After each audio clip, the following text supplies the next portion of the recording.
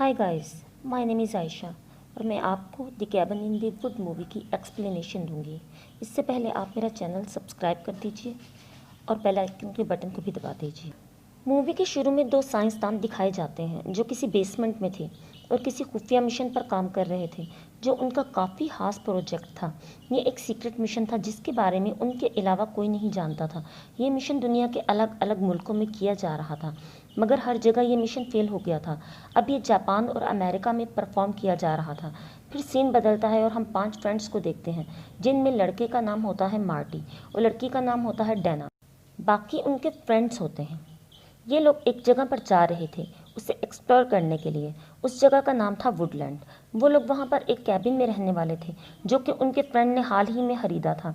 जब ये घर से निकलते हैं तो एक आदमी सामने की बिल्डिंग से इन पर नज़र रख रहा था। वो आदमी उनके निकलने के बाद किसी को कॉल करके बताता है कि ये लोग टाइम से यहाँ से निकल गए हैं। रास्ते में ये पेट्रोल भरवाने के लिए एक पेट्रोल पंप पर रुकते हैं। पेट्रोल पंप का ओनर अजीब था। वो उनको पेट्रोल भी नहीं देता और उनसे बदतमीज़ी से बात करता है। वो फ्रेंड्स उससे वुडलैंड का एड्रेस पूछते हैं और एड्रेस लेकर वहाँ से चले जाते हैं। वुडलैंड तक जाने और आने तक का एक ही रास्ता था जिसमें एक टनल भी आती थी। जब वो लोग टनल में से गुजरते हैं तो वहाँ पर एक उकाब उड़ रहा होता है जो अचानक से एक इनविजिबल एनर्जी से टकरा कर मर जाता है। यहाँ पर ये बात अजीब लगती है कि ये वॉल किसने बनाई होगी और क्यों बनाई। फिर ये लोग कैबिन में पहुँच जाते हैं। डैना के एक फ्रेंड को रूम में एक पेंटिंग नज़र आती है। देखने में वो पेंटिंग बहुत खतरनाक लग रही थी। वो लड़का उसको उतार कर साइड पर रख देता है। फिर वो देखता है जहाँ पेंटिंग लगी हुई थी उसके पीछे एक मिरर था।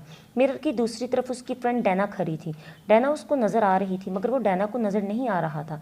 उसके बाद डैना के पास जाकर उसे सब बताता है, जिसकी वजह से वो दोनों अपना रूम बदल लेते हैं। डैना दोबारा से वो पेंटिंग दीवार पर लगा देती है। वो पेंटिंग डैना को भी काफ़ी खौफनाक लगती है तो वो उसको कपड़े से ढाँप देती है।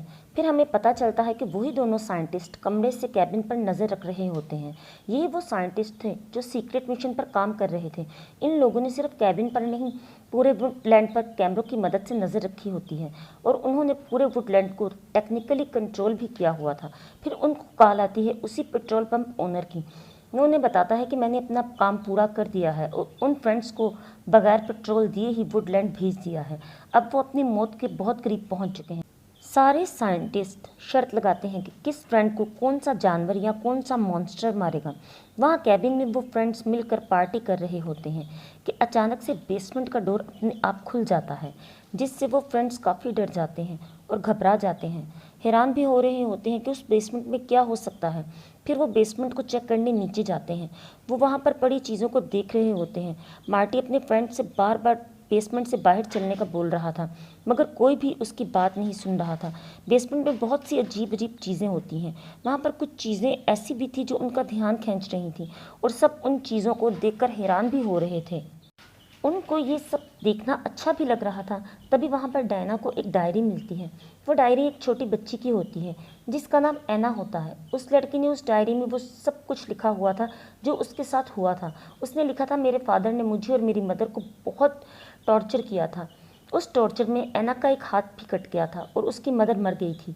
उसने ये भी लिखा था कि अगर कोई इस डायरी में लिखे हुए स्पेल पढ़ेगा तो ऐना की फैमिली जिंदा हो जाएगी और वो डायरी पढ़ने वाले और उसके साथ जो भी होगा उन सबको मार डालेगी। ये सुनकर मार्टी डर जाता है और सबको मना कर देता है कि ये डायरी कोई ना पढ़े। लेकिन वो सब फ्रेंड्स इन सब बातों को फजूल समझते हैं और बोलते हैं कि ये सब फजूल है, ऐसा कुछ भी नहीं होगा।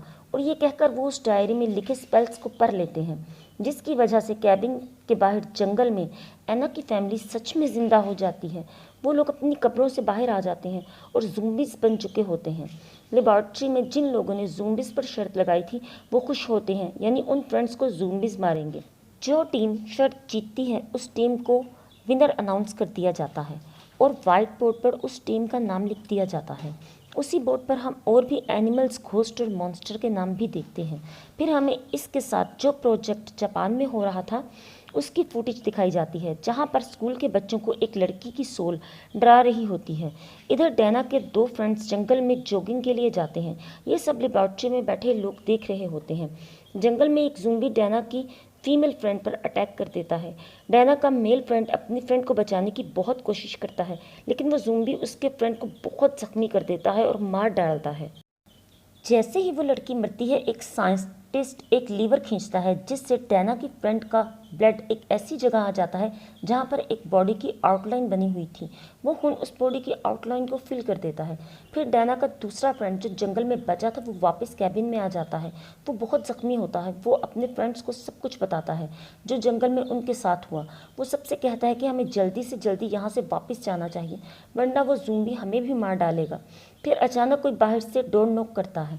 कोई भी डोर ओपन नहीं करना चाहता था मगर डैना डोर ओपन कर देती है और दरवाजे पर ज़ूम्बी था जिसने उनकी फ्रेंड को मारा था और उस लड़की का सर अभी भी ज़ूम्बी के हाथ में होता है। वो उसको डैना की तरफ फेंक देता है। ये देखकर सब फ्रेंड डोर क्लोज कर देते हैं। डैना के फ्रेंड कहते हैं अगर ज़िंदा रहना है तो सारे डोर्स और विंडोज़ बंद कर दो। वो सब कुछ बंद करके एक जगह साथ में रहने का फैसला करते हैं। उसका ये फैसला देखकर साइंटिस्ट बहुत परेशान हो जाते हैं और डर जाते हैं कि कहीं ये लोग बचकर ना निकल जाएं। इसलिए वो कुछ बटन्स प्रेस करते हैं और कैबिन में केमिकल गैस छोड़ देते हैं जिससे उन फ्रेंड्स का मूड बदल जाता है और सब अपने अपने रूम्स में चले जाते हैं। उनके रूम्स में जाते ही सबके डोर लॉक हो जाते हैं। तभी मार्टी को अपने रूम में कैमरे और वायर्स नज़र आती हैं जिससे वो समझ जाता है कि कैमरे के ज़रिए उन पर नज़र रखी जा रही है और पूरे कैबिन को टेक्निकली कंट्रोल भी किया जा रहा है। मार्टी ये सब कुछ सोच ही रहा होता है कि एक ज़ूम्बी मार्टी पर विंडो से अटैक कर देता है। वो ज़ूम्बी मार्टी को रूम से बाहर खींच लेता है और अपने साथ ले जाता है। मार्टी बहुत जख्मी हो जाता है। ऐसा लगता है जैसे वो मर गया है और तभी फिर से एक बॉडी की आउटलाइन उसके ब्लड से फिल होती है। अब बाकी 3 फ्रेंड्स बचे थे जो अपनी गाड़ी में बैठकर भागने की कोशिश कर रहे थे और तब हमें फिर जापान का प्रोजेक्ट दिखाते हैं। वही दिखाते हैं बच्चों ने एक रिचुअल करके एक लड़की की सोल को मेंढक में तब्दील कर दिया है जिससे ये पता चलता है कि जापान वाला प्रोजेक्ट भी फेल हो गया था और अब सिर्फ अमेरिका का प्रोजेक्ट रह गया था जो उन फ्रेंड्स पर किया जा रहा था और उससे पहले दुनिया में जितने भी प्रोजेक्ट किए गए थे सब फेल हो गए थे। उधर डैना और उसके फ्रेंड्स टनल के रास्ते वुडलैंड से बाहर जा रहे होते हैं। वो खुश थे ये सोच कर कि वो आसानी से वहाँ से निकल जाएंगे पर वहाँ तो कंट्रोल साइंटिस्ट के हाथ होता है। बेस कैंप के लोग वहां पर ब्लास्ट कर देते हैं जिसकी वजह से सारा टनल टूट जाता है और उनका रास्ता बंद हो जाता है। आने और जाने का बस एक ही रास्ता था तो अब वो आगे नहीं जा सकते थे। फिर डैना का फ्रेंड उनको एक आइडिया बताता है। वो कहता है मैं अपनी बाइक से टनल की दूसरी साइड पर जंप करूंगा और बाहर जाकर पुलिस की मदद लाऊंगा तुम सबको बचाने के लिए। मगर जैसे ही वो जंप करता है तो एनर्जी वॉल से टकराकर नीचे गिर जाता है और मर जाता है। अब डैना और उसका एक फ्रेंड बचा था। ये दोनों गाड़ी में बैठकर कोई दूसरा रास्ता ढूंढने निकल जाते हैं मगर उस गाड़ी की पिछली सीट पर एक ज़ूम्बी बैठा हुआ था जो एक रॉड डैना के फ्रेंड के गले के आर पार कर देता है और वो मर जाता है जिससे डैना की गाड़ी का बैलेंस खराब हो जाता है और वो नीचे पूल में गिर जाती है। डैना उस ज़ूम्बी से बचते हुए पानी से बाहर आती है। तभी वहाँ पर डैना का फ्रेंड मार्टी भी आ जाता है। यानी मार्टी अभी जिंदा था मगर बेस कैंप के लोग नहीं जानते थे कि मार्टी जिंदा है। वो तो समझ रहे थे कि मार्टी मर चुका है और अब बस डैना अकेली रह गई है। उससे भी कोई ना कोई मॉन्स्टर तो मार ही देगा। मार्टी डैना को उस ज़ूम्बी से बचाकर ऐसी जगह ले जाता है जहाँ पर वो ज़ूम्बी मार्टी को लाया था। मार्टी डैना को बताता है कि मैंने ज़ूम्बी के टुकड़े टुकड़े कर दिए थे मगर वो फिर भी नहीं मरा। फिर वो डैना को बताता है कि हम सब पर कैमरे के थ्रू नज़र भी रखी हुई थी और इस सारे एरिया को टेक्निकली कंट्रोल भी किया हुआ है। उनके पास अब कोई ऑप्शन नहीं था। वहाँ पर एक लिफ्ट होती है। वो लोग लिफ्ट में चले जाते हैं और वो लिफ्ट के ज़रिए नीचे एक अंडरग्राउंड जगह पर आ जाते हैं जहाँ पर वो बेस कैंप था। रास्ते में उन्हें बहुत ही खतरनाक जानवर देखने को मिलते हैं। फिर बेस कैंप के लोगों को पता चल जाता है कि 2 लोग अभी ज़िंदा हैं और वो बेस कैंप में आ गए हैं।